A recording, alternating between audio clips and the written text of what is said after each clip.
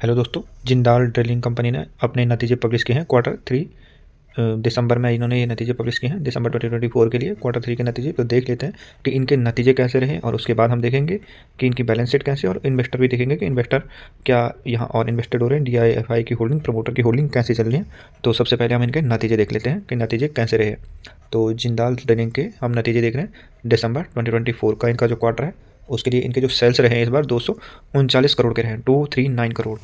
तो और इससे पहले जो था वो 172 करोड़ के सेल्स हुए थे। तो सेल्स में काफ़ी उछाल है पिछले क्वार्टर के मुकाबले। वहीं 1 ईयर के मुकाबले देखें तो 183 करोड़ के चल रहे थे एक साल पहले, और वहाँ से यहाँ से देखिए ये जंप है अच्छा खासा 239।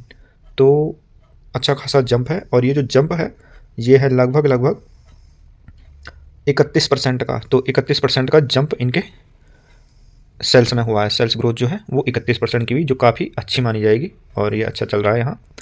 तो ये इनकी सेल्स ग्रोथ है। वहीं इनके एक्सपेंस देख लेते हैं, इसके एवरेज में जो इन्होंने खर्चे किए हैं। तो जो खर्चे किए हैं ये 159 करोड़ के कर लिए हैं। वहीं एक साल पहले 128 करोड़ के थे, और पिछले क्वार्टर में 141 करोड़ के थे। अब देख लेते हैं इनके ऑपरेटिंग प्रॉफिट मार्जिन्स क्या चल रहे हैं। तो ऑपरेटिंग प्रॉफिट मार्जिन जो है वो 34 पे चल रहे हैं, जबकि पिछले क्वार्टर में 18% पे चल रहे थे। और एक साल पहले देखें तो वहाँ पर 30% से, और 30 से अब 34% हो गया। तो इस पैमाने पर भी देखें तो शेयर में जो ये जिंदाल कंपनी का जो ऑपरेटिंग प्रॉफिट मार्जिन है उसमें गेन है वो बढ़ा है, क्वार्टरली बेस पर भी और ईयरली बेस पर भी। अब देख लेते हैं इसका शुद्ध लाभ कितना रहा।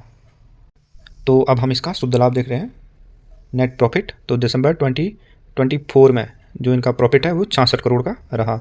वहीं अगर पिछले क्वार्टर में देखिए तो 34 करोड़ का, यानी कि सितंबर 2024 में 34 करोड़ का, और इस क्वार्टर में दिसंबर 2024 में 66 करोड़ का। एक साल पहले देखें तो 32 करोड़ का था, और वहाँ से लगभग ये जो प्रॉफिट है ये दुगना हो गया है। और ये परसेंटेज में अगर देखें तो लगभग 106% के बराबर है। 106% का सालाना ग्रोथ हुआ है प्रॉफिट में। प्रॉफिट अच्छा खासा जंप किया है, सीधे सीधे दोगुना हो गया है। ये देखिए 32 था और 32 से हो गया है ये सीधे सीधे 66, तो दोगुना हो गया। और जो परसेंटेज है 106%, काफ़ी अच्छा इन्होंने प्रॉफिट में जंप किया है। वहीं अगर हम देखें EPS, एक शेयर पे इन्होंने कितना कमाया, तो एक शेयर पर जहां ये एक साल पहले 11 रुपये कमा रहे थे, वहीं अब इन्होंने 22.76 यानी कि दोगुना कर दिया है सीधे सीधे। एक शेयर पर जो कमाई करके दे रहे हैं ये दोगुनी कमाई करके दे रहे हैं, जबकि एक साल पिछले क्वार्टर में भी 11.89 रुपये ये कमा रहे थे, और उससे पहले भी देखे तो 15.13। तो लगभग दोगुना हो गया है इनका जो EPS है, एक शेयर पर दोगुना दे रहे हैं। प्रॉफिट भी 106% बढ़े हैं, अच्छे खासे मार्जिन से बड़े हैं। तो वहीं अगर देखें सेल्स ग्रोथ हमने देखे थे कि 31% के जंप है सेल्स में भी, और प्रॉफिट में तो 100% का जंप है। जो नेट प्रॉफिट है EPS में भी 100% का जंप है, 107% का अच्छा खासा ये जंप है। ये देखिए 11.2 से और हो गया है अब ये 22.76, तो अच्छा खासा जंप है। वहीं अब देख लेते हैं इसकी बैलेंस शीट, की बैलेंस शीट में क्या चेंजेस या क्या बदलाव आए हैं। तो अब हम इनकी बैलेंस शीट को देख रहे हैं। तो बैलेंस शीट में इक्विटी कैपिटल सबसे पहले देखते हैं। तो दिसंबर 2024, एक मिनट इसको देखते हैं कि ये कब तक का आंकड़ा है। ये है सितंबर 2024 तक का आंकड़ा है। सितंबर 2024 तक जो इनका एक इक्विटी कैपिटल है वो 14 करोड़ था, और ये पिछले लंबे टाइम से इक्विटी कैपिटल इनका सेम बना हुआ है 14 करोड़ पर। यही है, ये जो इक्विटी कैपिटल है यही है जो शेयर धारक होते हैं उन्हीं का पैसा ये माना जाता है। वहीं पर रिजर्व देखें तो रिजर्व हो गए हैं 1196 करोड़ के, और इससे पहले 1348 करोड़ थे, तो वहाँ से घटे हैं। और उससे पहले भी देखें मार्च 2023 में तो 1295 से, और वहाँ से देखें तो पिछले दो जो डेटा इन्होंने दिए थे उसके मुकाबले यहाँ पर घटता हुआ नज़र आ रहा है इनका रिजर्व। बोरोइंग देखें, उधारी जो है कंपनी के पास 202 करोड़ की है, जबकि पिछले मार्च 2024 में जो उन्होंने डेटा दिया था उसमें 294 करोड़ का इनका उधारी था। तो उधारी थोड़ा बहुत बढ़ती हुई घटती हुई पिछले मार्च 2020 के मुकाबले घटती हुई नजर आ रही है। देख लेते हैं टोटल एसेट्स कितने हैं। टोटल एसेट देखें तो वो भी घटते हुए नजर आ रहे हैं पिछले डेटा के मुकाबले। 1786 से पिछले उसमें 2041 करोड़ के थे, और इस बार 1786 करोड़ के हो गए हैं। तो पिछले डेटा के मुकाबले घटता हुआ नजर आ रहा है। वहीं अब देख लेते हैं इनके इन्वेस्टर या जो होल्डिंग पैटर्न है वो कैसा है, क्या है इसमें।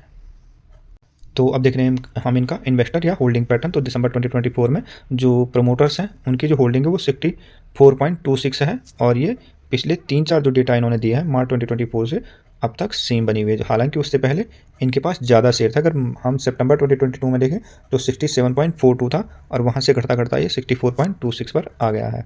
वहीं हम FII को देखें, विदेशी संस्थागत निवेशकों को, तो उनकी जो यहाँ पर शेयरधारिता है वो है 0.64%, और पिछले जो इन्होंने डेटा दिखाए उसके मुकाबले ये इस बार बढ़े हैं इनके शेयर। वहीं पर अगर हम DII को देखें तो DII 0.84 से देख लेते हैं मार्च 2024 से, और उसके बाद लगभग 3 जो इन्होंने डेटा दिए, 3 जो क्वार्टर दिए हैं उनमें सेम बनी हुई है 1.05 1.05।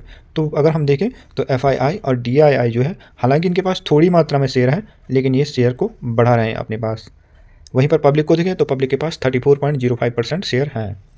तो यहाँ पर FII और DII थोड़ा बहुत अपने शेयर बढ़ा रहे हैं, ये पॉजिटिव चीज़ हमने देखी है। दाल ड्रिलिंग्स के हम अब टेक्निकल देख रहे हैं।